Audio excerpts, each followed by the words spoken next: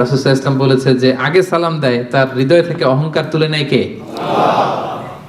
আদম আলাইহিস সালামকে সৃষ্টির পরই আল্লাহ বলেছেন সাল্লিম আলা উলাইকান নাফার, আদম সেজদা দাও, সালাম দাও। ওহুম নাফারুম মিনাল মালাইকাতি জুলুস, এরা ছিল ফেরেশতাদের মধ্যে থেকে বসা একটা দল। দেখেন আদম আলাইহিস সালামের অন্তরে যেন এই অ্যারোগ্যান্স, এই কিবের, অহংকার, ইগো যেন গ্রো করতে না পারে। সৃষ্টির পরেই আল্লাহ আদমকে বলে নাই আদম আমার সেজদা দাও, আদম জিকির করো। বলেছিল কি আদম কি করো? সালাম দাও। কারণ আল বাদিউ বিস সালামি বারিউম মিনাল কিবর, আগে আগে যে সালাম দেয় তার হৃদয়ে কখনো অহংকার থাকে না। এটা পারা যাবে? আগে আগে সালাম দেওয়া যাবে?